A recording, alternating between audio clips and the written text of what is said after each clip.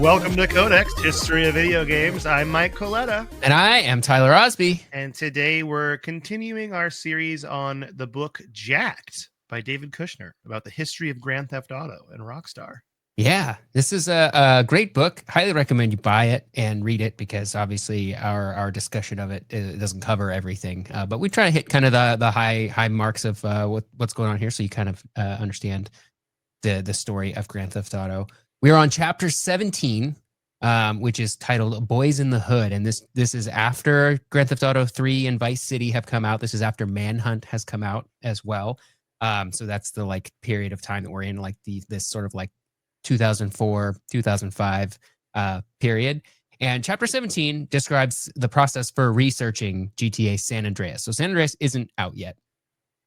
San Andreas is the GTA game that takes place in the fictional state of San Andreas, which has three cities: Los Santos, which is basically Los Angeles, Las Venturas, which is Las Vegas, and San Fierro, which is based on San Francisco. So they were going even bigger this time around. They had a whole state for the player to drive around in, several different cities. So they had a lot of different kinds of research that they needed to do.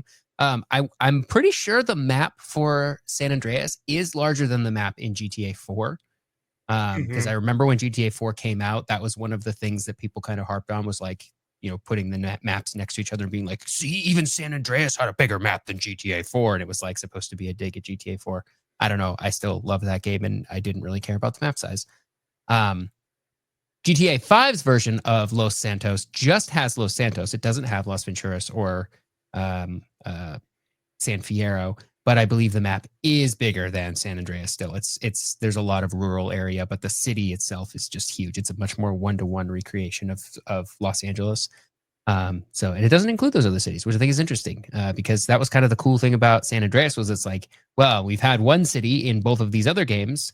What about three cities in this game? They didn't really do that in GTA 5. I feel like in GTA 5, they kind of nail that weird stretch of Northern California where there's kind of like a lot of nothing, though. Yeah, definitely. That's like out where like Trevor kind of lives, and it's in the trailer and stuff. Yeah, they're really hitting hard at Bakersfield and stuff like that. That's what they're going for, and Redding and those kind of towns on I-5. Yep. Yeah. You just go up you go up I-5, the 5 until you get out of Los Angeles. Then it is I-5. I think Los Angeles is like Southern California is the only place that refers to freeways as the 5 or the 405. After that, it's all just whatever. I would torment my coworker when I lived in Los Angeles because I would she's got mad at me for saying I-5. So I started saying Federal Interstate 5. I did it even longer than I could. Yeah. I take the Santa Monica freeway to work every day. Which is no one likes that. No one likes that. Yeah. So yeah, I think at the end of the day, most people agree that it's pretty accurate to the people and locations that they were trying to portray. So I think they were pretty successful there. There's also a little bit of worry here about Kashmir Games. Remember we talked about that last time around, that group of people that left Rockstar because they didn't really like how the like hierarchies were working out. And so they made a new company called Kashmir Games, which is sort of a reference to the cashmere sweaters that had been given out to only high-ranking Rockstar employees, as like a sort of it was a reference to it in a like defiant kind of way. Yeah, because they had that like ranking system where you would get a jacket if you were in Rockstar, but you get a cashmere sweater if you were high up in Rockstar. Yeah, which a lot of the Kashmir Games folks felt was antithetical to the reason, like some of the things that made Rockstar the way it was, because for a long time they had like really no hierarchy when they didn't have very many people and that sort of thing, and everybody was was equal in that sense. And I think the Kashmir Games folks were pretty upset about that. Jokes on them. I don't think they went on to do anything of note. No, it sounds like they kind of fell apart. Like, yeah, kind of a bummer. Which is too bad. Yeah. So there's that going on as well. There are lots of controversies starting to mount up, not just with GTA, but other Rockstar games too. So they have 5 studios at this point in time, making all kinds of different games. Most of them are pretty controversial. Manhunt was the big one at this point that felt to a lot of people like even more just gratuitous violence for the sake of it, as opposed to like GTA has like a story going on, and not that Manhunt doesn't, but like it's pretty flimsy. It sort of seems like it's almost like the Saw of like the Saw movies of video games. Although I do love the storyline in Saw. That's why I watch all those movies, because they get really, really ridiculous. Oh, yeah. But Manhunt was feeling kind of like the point of this is to be violent rather than to tell a story. So there were some controversies mounting around that. GTA Fire still hadn't died down. This time they were dealing with some racism accusations in Vice City. So in the initial pressings of Vice City on PlayStation 2, there's one mission in particular that has the player hunting down like Haitian gang members. And the media took this to be racist against Haitians. And they, I think in the context of the game, that it's pretty clear that they're not killing them based on this identity. It's more like because the gangs are sort of segregated in that way, they are referring to the gang members as that. So they're not just like killing indiscriminately. They're just killing the gang members, which I guess we should be more okay with, although that's still murdering humans. Yeah. I thought this was weird because it's like where the interactivity of video games can get you in trouble. Because if it was a movie where they were like, kill the Haitians, no one would bat an eye. No one would care at all. Yeah. Because you're playing a game where you are doing the thing. Yeah. They're like, oh, you're racist. And it's like, no, it's just a part of the story. Like, yeah. And I think out of context too, it's really easy to play those voice sound bites that are like, kill all the Haitians, right? And like, and be like, see what this game is having you do. And it just seems extremely racist when it's really, they're referring specifically to these members of this rival gang, which, murder is still bad, but I don't think it's racially motivated murder. It makes me wonder if they said kill the Haitian gang members in the line of dialogue, if they would have any argument, the people that got mad. If they just added gang members in it.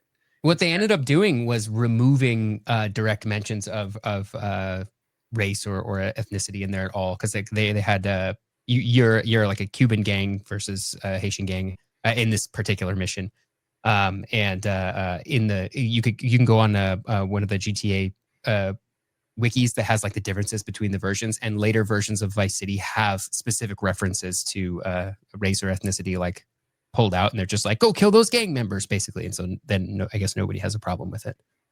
Yeah. And I honestly, like, I'm fine with them removing that stuff. Like, if there are people who are getting upset about it, I guess that's fine. Like, the game doesn't change materially if you take those out. So it's like, okay, if it makes people happy to do that, fine. The game is not like, aside from the principle of being made to censor your art, I don't think the game suffers for it. So the mission stays the same. So right. Yeah. It doesn't really bug me. Yeah, Jack Thompson's still looming large in this period of time too, and we're not even into the juiciest, like, biggest controversy that he gets into. We're about to, which is really exciting. Anyway, I just love this period of time because this is when I was like became aware of myself as a human, because I was like a teenager growing up, during this time. Everything else sort of seemed like distant past or things like that, but this was like very real time for me. So would you say you divide your life into BHC and AHC? I do divide myself into BHC and AHC. Mm-hmm. It's true. Before and after. Before hot coffee, after hot coffee. Yeah. I wasn't sure. I hadn't figured out the acronym in my head, but I trusted you that you weren't making. Yeah, I mean, you blindly said yes. That's why we're friends, right? That's there. Right. That's just trust, man. Just trust. Yeah, there you go. Yeah. So I think this part where Kushner is still talking about Jack Thompson and sort of what's going on in the background, I think he's like kind of doing some crusading against Manhunt. He's doing his usual, like, they want you to kill people indiscriminately and they're training our children to be good at shooting guns, which is a strange thing to me, but they keep that storyline alive. I'm going to get mad for a second. You ready? Yeah. This whole idea that you playing a video game trains you to shoot a gun in real life, those are two very different physical actions. Yeah. Right?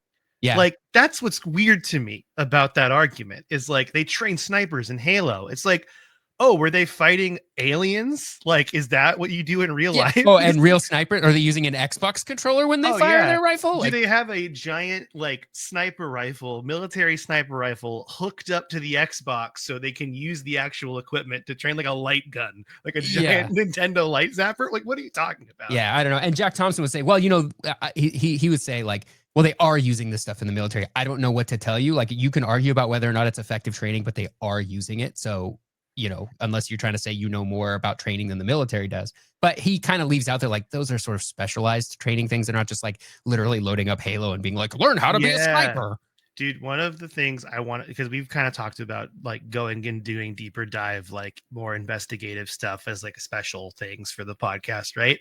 I would love to talk to people in the military about what their training video games are like. Because when I was a Boy Scout, I went and did a flight simulator in like an F-16 with like Air Force pilots in Anchorage, Alaska. And I got to tell you, no offense to those pilots, their simulator kind of lame. All right, to be honest, the graphically kind of bad. Okay, You know what's funny about flying planes is like actually kind of boring. yeah, like that's why I'm like I want to know, because we could talk about America's Army all day, like the Sure. weird propaganda game, but like actual training, like if you're in the military and you're enlisted, like what are they having you play to train on? You know, Yeah. I want to know, because Yeah. I want to know what this is like. So I think in the future, like doing a deep dive into that someday would be pretty interesting. Yeah, that's a great idea. I imagine there are certain things that are applicable, like if you want to teach people how to do like different formations and like why certain like ways of like breaching a room are effective or more effective and less effective than other ways. I imagine you could do that in a video game. Be like, okay, if you put 2 people at this door and like 4 people at this door, like here's how you would do like what those people should do in order to like accomplish what they're trying to accomplish in the room. I can Jack see that. Thompson is like, you guys are playing XCOM, aren't you? You're all playing XCOM. That's what you're doing Yeah. to train. Yeah. Rainbow Six. Everyone's playing Rainbow Six Siege to fight Yeah. terrorism. Yeah. Yeah, that's a really good idea. Just to see like, hey, when they say you're training on video games, like what does that mean? Are they just loading up Call of Duty and saying, okay, play this and then go out into the field, or is there, because like training simulations are a thing, right? Yeah, I'm gonna butcher this joke, but my friend Dan Duarte, very funny comedian, lives in Los Angeles, had a joke when we were starting out in comedy because he was in the military, where he was like, yeah, I went to Iraq. I played Call of Duty and fought in Iraq and Afghanistan in the video game, and then I enlisted, and then I went to Iraq and Afghanistan to play Call of Duty. Something like along those lines. Where Oh, because he had a lot of downtime. He was yeah, like a lot just of literally downtime. playing They Call just of Duty. played Yeah. Call of Duty in the barracks all the time. Yeah, that's funny. Yeah, I gotta find the actual phrasing of the joke, but it was a very funny joke. Yeah. Yeah. But yeah, so I gotta find my place here Sorry, again. we didn't even hit the tangent button. I know we didn't even hit. We just went on the tangent. Mm-hmm. But yeah, so there's the racism stuff happening in Vice City. Jack Thompson is getting ready to there. So Kushner is laying the foundation for what is going to become the hot coffee controversy in GTA San Andreas. We're not quite there yet, but I do appreciate Kushner's writing here of like laying the foundation, then sort of like setting, like keeping Jack Thompson still in our brains, like then setting up the layer later that we're going to talk about in a second with how they sort of find these files and stuff. So I'm really excited about that. So like I said, the initial version of Vice City did include those lines that like specifically called out different races and ethnicities. And they just pulled them out. They're just like, you know what, this still works fine without it. They're a little upset because having to censor your art is kind of a bummer, but ultimately it was fine. I don't think it takes that much away from the game. They remove even more specific references from the 3.0 versions of the game, which I think are like the greatest hits or the platinum hits versions. By the time the Xbox and PC versions come out, I'm pretty sure all of those mentions are removed. It's just those like initial pressings of the PS2 version, which came out a few months ahead of the PS2 and Xbox versions. There was some controversy around making the main character of San Andreas black as well. I think both from people who just don't want to play as a black person, and I would say that those people are probably racist. But also from folks that thought that it like didn't portray minorities in the best light of like focusing on this gang warfare and stuff. And maybe there's a little bit of merit to that. I don't think I'm qualified to really speak on that, so I don't want to say if it's stereotypical or offensive in that way. It definitely didn't help that this game is made by a bunch of non-American white guys. So not only are they like straight up not even American, they're not of the ethnicity being portrayed here. And of the time that they've spent in America, it's on a completely different coast than the one that they're going to be representing here. So I am glad, basically, that Doug Lowenstein, who is the head of the Interactive Digital Software Association, he got suggested to them that they sort of get ahead of any potential controversies here. They talked with the Congressional Black Congress as a group that could be could raise a stink here about this kind of stuff. So they're like, hey, maybe you should reach out to these folks and like get their opinion, get their take on this, and maybe you can make some changes if you need to, or just confirmation that actually all of this is fine. So I thought that was probably a pretty smart move. I think those controversies were not really a problem with San Andreas. Like some people would end up saying some things, but I think the hot coffee stuff eventually sort of eclipses any other possible controversies there. Because Sam Hauser really wanted to include some other things in San Andreas. And there's a whole chapter based on that, talking about all the things that Sam wanted to put in there for controversy's sake. Some of it, I think, at least that's the vibe I get. We're going to have to skip a lot. Yeah, I'm going to just preface this before. I was like, of course, I got this chapter while I was writing the notes on it. And full disclosure, I was on a tour bus on vacation, like writing all these notes down, and I got extremely uncomfortable. So we're going to, so chapter 18 is called Sex in San Andreas, and this should be really fun to navigate for our clean podcast. So we're all hands on deck for GTA San Andreas. In fact, it's the middle of 2004, and the folks at Rockstar are hard at work testing the game. Now, Kushner highlights something new to GTA brought by San Andreas, and that's actual human emotion. Like CJ is a character dealing with his mother's death and going back to his home on Grove Street in Los Santos. And this whole aspect of GTA was really new to Rockstar. And Kansari, the director, really felt like this is like in my element. You know, we're making games more emotional. This is more cinematic. This is new, right? Mm-hmm. But Sam Hauser did something unthinkable for his own self at the time. He started to use role-playing game elements in San Andreas. You know, that's experience points. The dwarves and wizards thing that he hated so much that they made fun of before. They're doing it now. And it's just really funny listening to how Sam Hauser was so nervous about this stuff when these were the features like I remember the most personally in GTA San Andreas. Like we're talking about when you would go to the Cluckin' Bell and you'd make your player as like fat as they possibly could be, and then you'd have him lift weights until he's like super ripped. Like I would do that all the time in Grand Theft Auto San Andreas, and I loved it. So this also includes, though, going on dates and doing various leisure activities, right? So Sam Hauser was worried that players wouldn't get it, and he needed another hit to appease the pressure that Take-Two was putting on Rockstar, right? Because Take-Two's got all this legal stuff going on. We need another hit. We got to get some income coming in here. So he decided to add another feature to the game since they already had violence. The only natural place to go was the next American taboo, and that was sex, right? So there was one challenge to this, though, and that is the adults only rating, or AO rating, as we're going to call it from now on.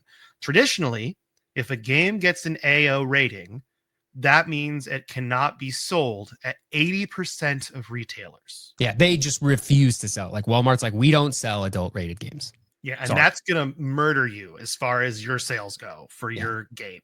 So Rockstar, and specifically Jennifer Colby, the director of operations at Rockstar, needed to figure out how to get around this. How can we put sexual content in Grand Theft Auto San Andreas without getting an AO rating? Now, there is a very humorous email in the book from Sam Hauser to Colby that I cannot read in the podcast. So, but you should read it for yourself in the book. This whole chapter is going to be me saying, read the book, because we're not going to read it on here. So I'm just kind of summarizing it as best I can.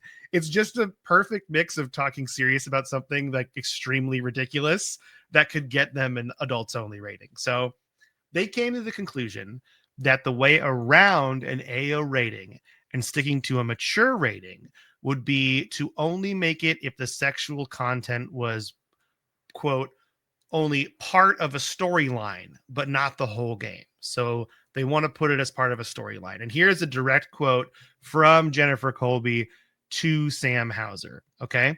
So Colby says, quote, "The directive here is very clear. We need to push the boundaries as hard as we can so that the integrity of the game is not compromised, but still maintain our level of distribution so that sales are not affected."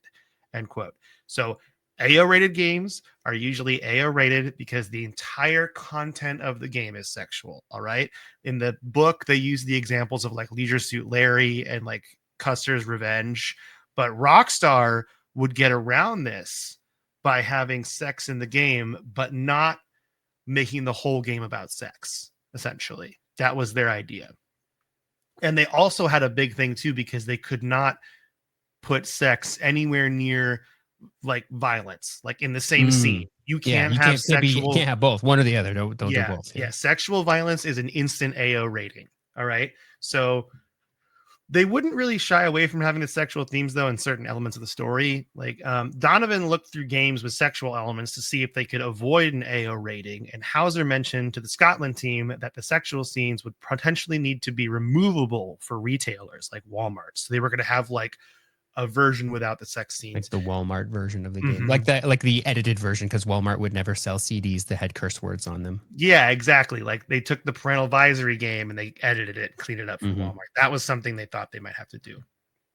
Sam also mentions the hypocrisy of all this as well, that we can be super violent in the United States, but have to tiptoe around sex in the mainstream media. And Sam mentions earlier in the book how he finds it wild that everyone is going after Grand Theft Auto when there is a very real violent war going on in Iraq during the time of the release of the game, right? Like, Yeah. no one cares about this violence that's happening in real life where people are actually dying, but they care about this video game violence. Is kind of his whole argument to that. So there is a quick aside in this chapter about how Phil Harrison, sorry, the iToy and the game Manhunt. So I just kind of want to cover those things really quick too. The iToy was something like the Kinect, but for the PlayStation. And Harrison was trying to make games more accessible to everyone. However, right after he started gaining traction with the iToy, a terrible tragedy happened involving a boy murdering his friend in the UK and saying that it was the game Manhunt that Whoops. made him do it. So Manhunt and all its controversies could probably be its own episode. And that would be good to tackle, I think, on its own, as I've also never played the game. Have you ever played Manhunt? No, I haven't. So we're just going to kind of go back to focusing on GTA again. Yeah, because I haven't Maybe played we it should either. do a Let's Play Manhunt Oh, we can. Yeah, that'll be series. it. I wonder how, like in the world of today's games, like how violent it would seem. Like would it Yeah. actually seem like timid? Yeah, it's sort of like when you go back and watch Night Trap, because what Night Trap is like barely a game. Like when you go back and watch Night Trap, you're like, I get why this was like controversial back in the day, I guess, but compared to the stuff that's going on now, like, I If don't know. Night Track came out today, people would be like, "What is this? Why Yeah. are you making this?" Yeah, Yeah, you'd just be like, this is weird. I don't know. It's not controversial for content. It's only controversial because it's just bad. exactly. So exactly. So, all right. Well, we've officially hit the part of the chapter now that I cannot read out loud or go into any detail on. So I am going to try to summarize it as best I can. So Kushner in this part of the chapter goes into detail about what sexual acts are allowed in video games based on what country. Different social norms, I guess, in Yes, different and you places. Like you some places we text can do this, other places we can't do this. you texted me a picture when you were reading the book of the line that you read, and I was like, I also laughed really hard at that. Maybe we'll put that in the Discord, that photo, because that's really funny. But yeah, so this actually is actually really interesting because it shows you like culturally what countries are okay with talking about versus what they're not okay with talking about. But uh Tyler and I, as podcasters in 2025, we don't want to lose our clean rating on Apple Podcasts, so we're not gonna go into it at all. Maybe we do Codex After Dark. We haven't think about that chapter. The main takeaway from this, though, is every country has their own set of rules on what sexual acts can be in a video game. And the United States is actually the most restrictive, is what they found out. Yeah. So Terry Donovan and Sam Hauser now get in an argument over this, specifically a scene involving CJ spanking his girlfriend in the game, because believe it or not, this is considered the worst of everything they did, because spanking is considered sexual violence, which is a no-go for everyone but Spain. Apparently, we find out Spain's cool with it. I guess that's Mhm. all good. Okay. Yeah, but this part specifically is not allowed. And then Sam feels that Grand Theft Auto is no longer pushing boundaries. And then Terry Donovan just wants the game to come out, just to like, let's just release this. Let's just get it out here.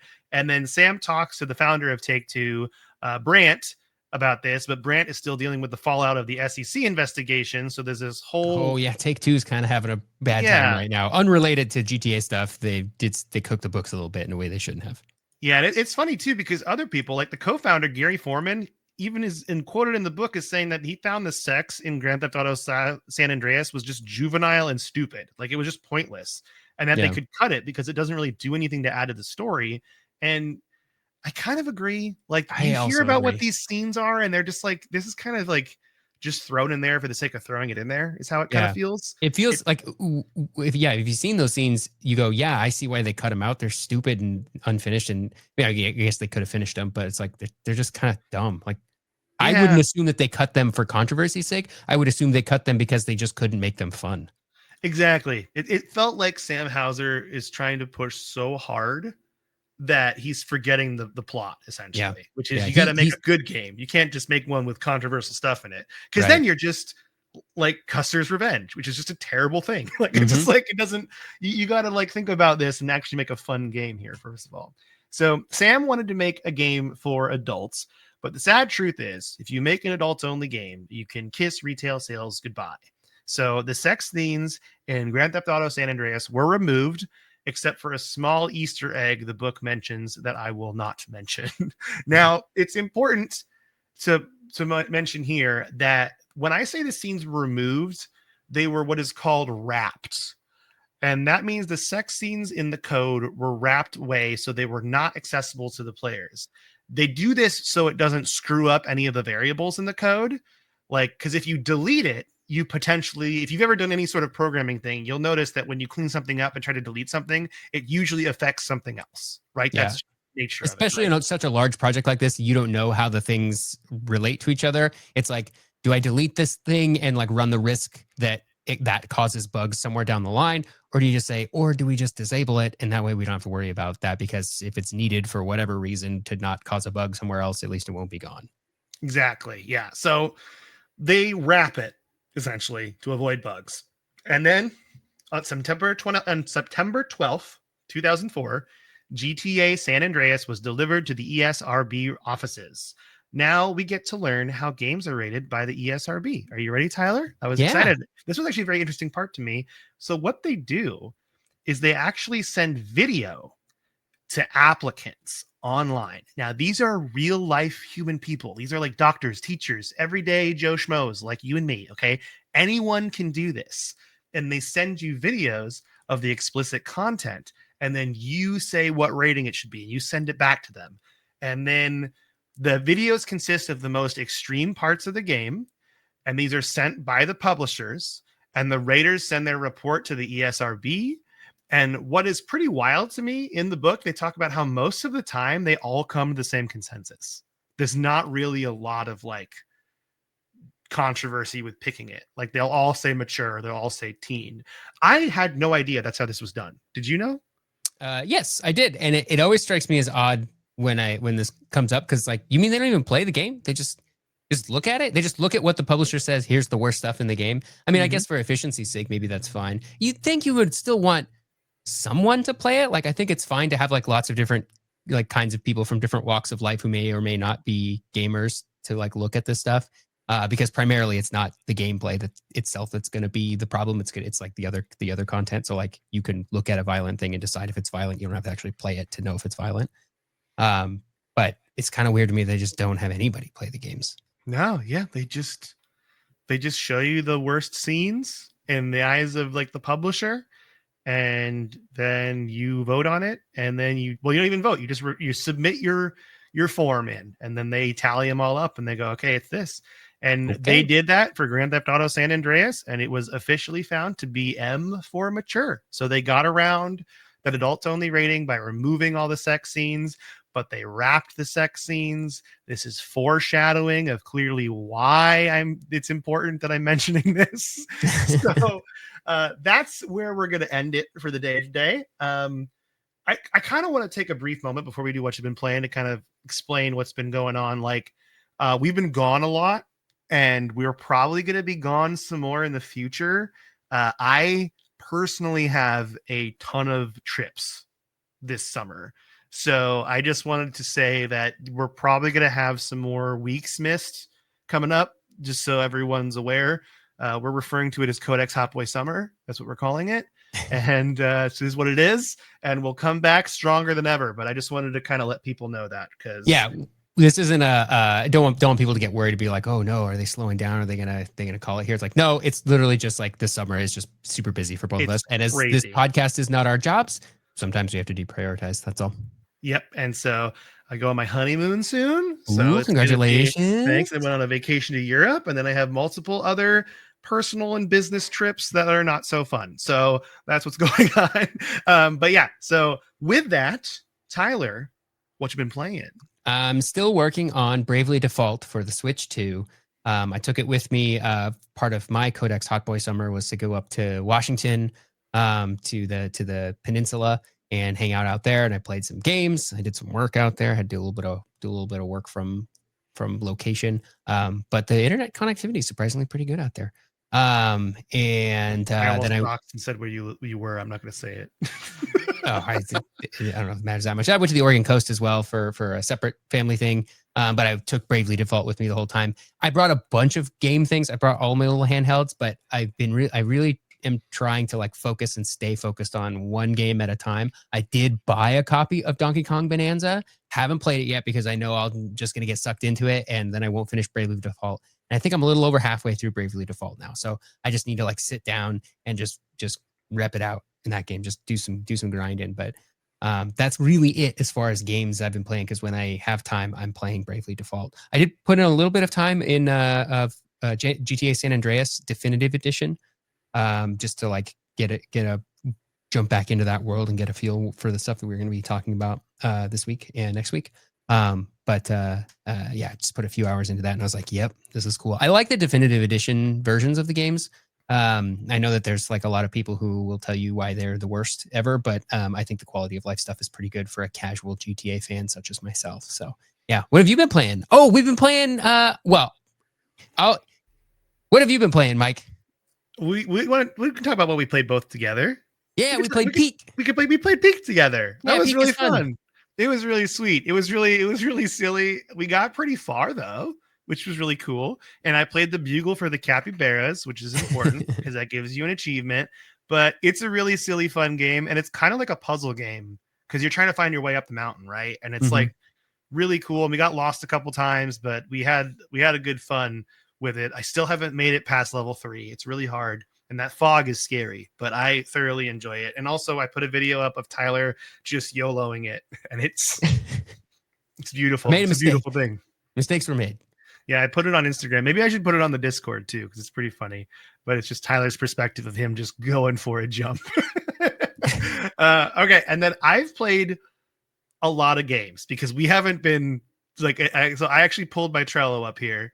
So here we go. Okay. Games I'm playing right now. I am really close to beating the game Wargroove on my Switch because I've been taking my Nintendo Switch 1 with me everywhere to kind of beat these games. And I also have Advanced Wars 1 and 2 Reboot on that list as well, like 2 very similar types of games I'm trying to beat on this upcoming trip. And then I beat a game called My Friendly Neighborhood, which was on Game Pass. Have you heard of this? No.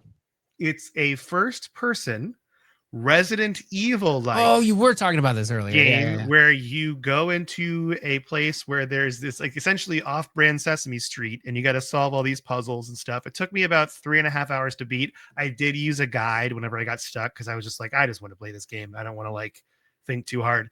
And that was really enjoyable. I had fun with that. A good 4-hour romp, I would say, is how I describe it. I've been also playing a little bit of Tony Hawk's Pro Skater 3 and 4. Ooh, I need to fire that up still.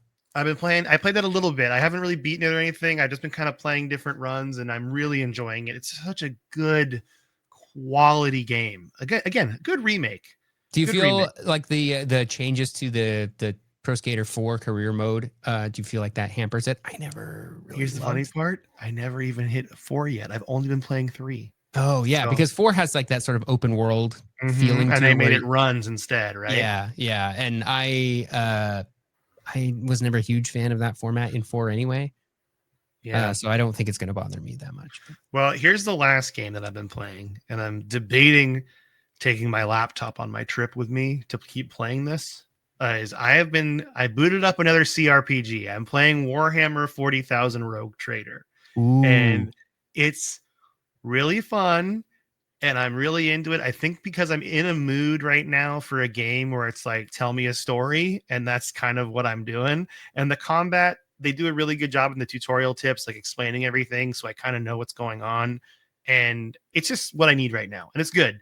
And honestly, it's hilarious too because this isn't really a spoiler territory, but essentially the rogue traders in Warhammer, the way this works is they give you a title from the emperor that says you're a rogue trader, which means your whole mission is to go out and explore and you have full freedom to explore. And it feels kind of like you're the Starship Enterprise of the Warhammer universe. Ooh, And that's fun.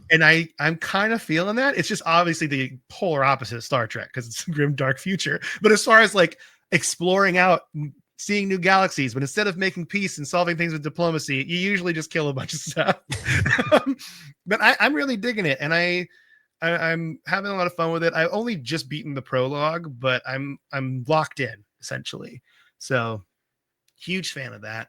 But with that, I think that's it for the day, right? I think we I did think it. so. Yeah. Yeah, we'll come back next week with more of the book Jacked, and then buy the book, read the book, enjoy the book. Go to your local library, get the book. We Borrow the never book. say that. Yeah, That's borrow the true. book. Yeah. Yeah, do that. Enjoy yourself. But with that, things you can do in the future, you can to help us out. You can tell your friends about our podcast. You can join our Discord server by going to codexpodcast.net. That's our website. It has all our links on it. I actually just updated it to make sure I got rid of my Twitter because I got rid of my Twitter, so it's not on there anymore. Oh, I should And do that. yeah, and then just send us an email, codexhistorypodcast@gmail.com, or use the contact form on our website. That's always helpful too. And with that, Tyler, would you like to say goodbye to everybody? I would like to say goodbye to everybody. Goodbye, everybody.